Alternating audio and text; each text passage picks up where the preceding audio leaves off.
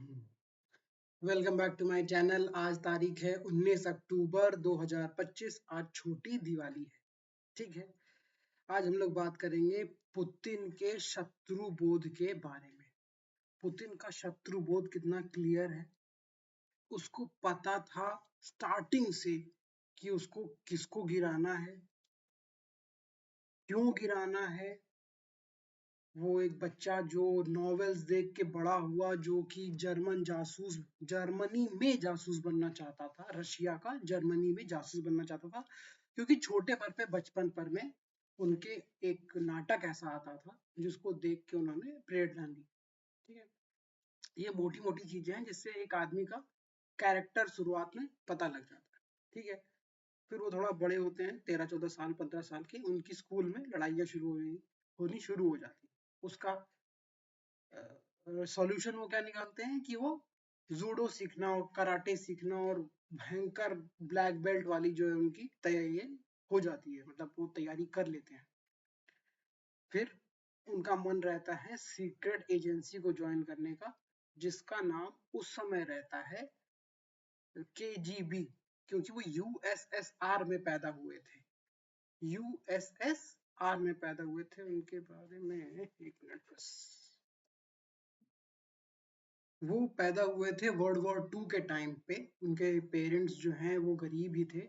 आगे चल के उनके पिताजी की नौकरी जो है उसमें लग जाती है, वो रशियन नेवी में लग जाती है। USSR की नेवी में उनकी जॉब बाद में लग जाती है, पर जब वो पैदा हुए थे तो उनके माँ बाप गरीब थे।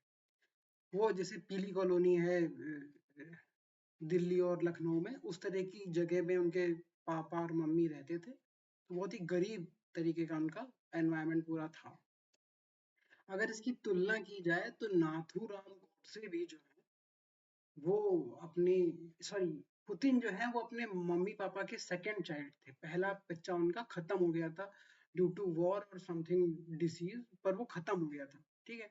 दूसरा लड़का इनका ये हुआ पुतिन। ना पुतिन के कोई भाई था, ना कोई पुतिन के कोई बहन थी। नाथूराम गोडसे का भी यही हाल था कि उनकी पहला भाई, उनसे पहले कई भाई मर चुके थे। इसीलिए जब वो पैदा हुए तो उनके नाक में जो है नथ पहना दी गई, इसीलिए उनका नाम पड़ गया नथुराम गोडसे। बाद में उनका नाम नाथुराम गोडसे कांग्रेस और उस समय की सरकार ने लिख दिया ताकि उनको प्रोसिक्यूट किया जा सके। आज सिमिलैरिटीज के बारे में बात करेंगे कि पुतिन की पर्सनालिटी में कितनी तरह की सिमिलैरिटीज हैं और हम किससे किससे देख के सीख सकते हैं कि क्यों क्यों जो है वो एक महान लीडर हैं, एक रूथलेस लीडर हैं, एक पर्सन विथ एन एजेंडा है ना।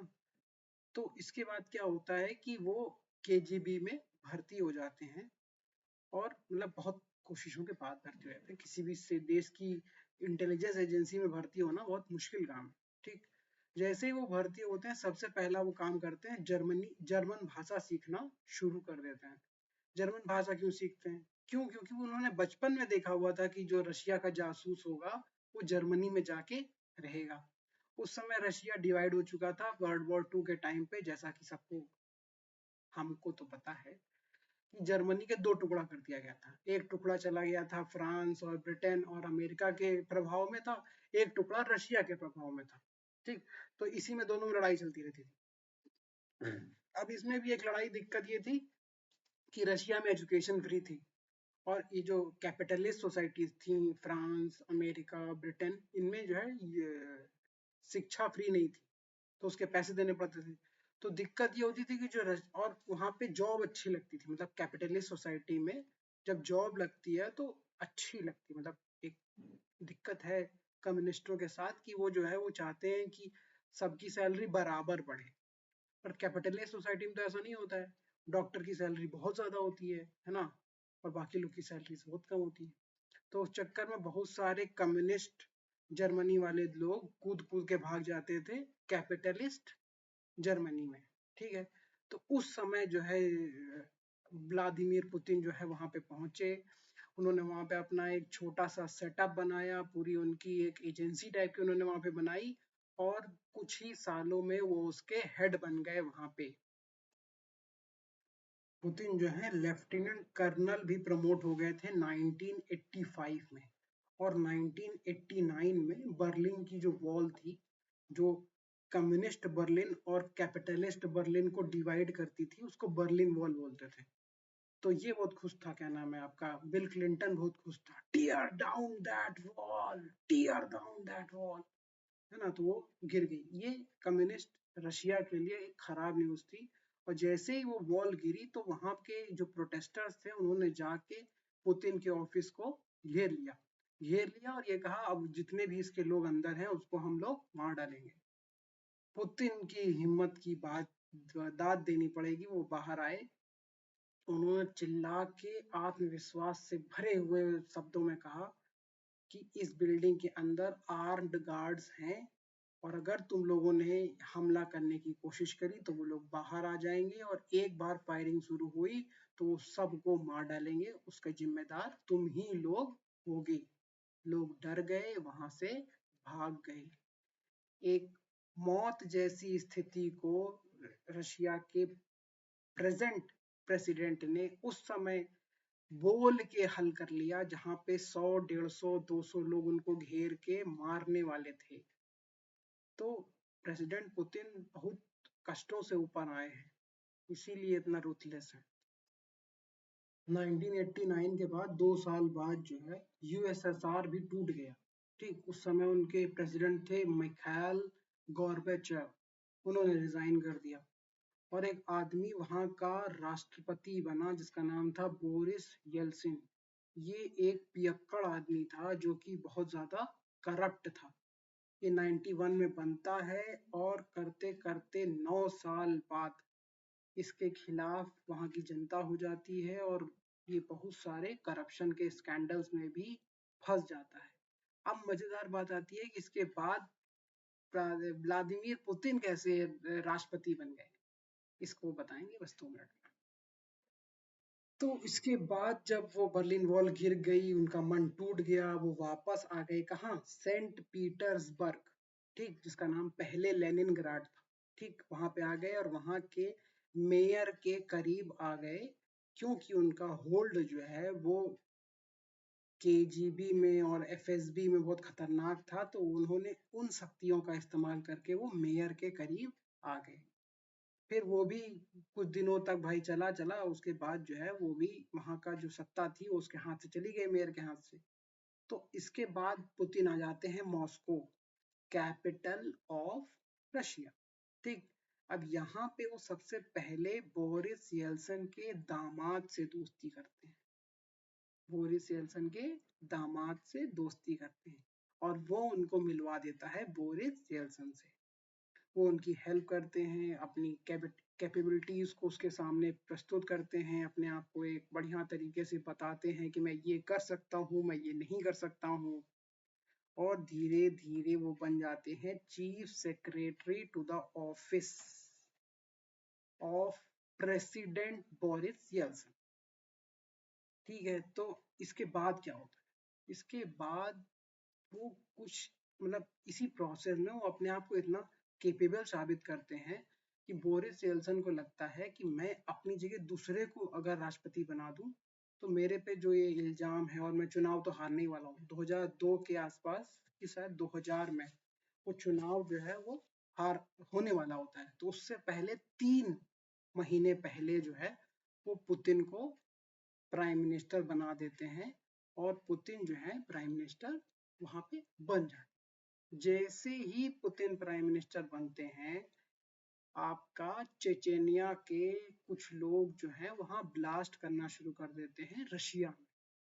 ठीक है, अब पुतिन जो है वो कैमरे पे आ जाते हैं, कहते हैं मैं चेचेनिया की बैंड बजा दूंगा। और भाई करना ही क्या था, रशियन आर्मी को बोलना था गो टू चेनिया, और वो लोग गए चेचेनिया में, ऐसी तैसी कर दी। उसके बाद चुनाव होता है 2002 में और पुतिन 53% वोट्स लेके बन जाते हैं राष्ट्रपति। और जो दामाद रहता है ना बोरिस येल्सिन का, उसको वो हटाते नहीं है, उसको अपना प्रधानमंत्री बना लेते हैं और उसको बाद तक उन्होंने कभी धोखा नहीं दिया।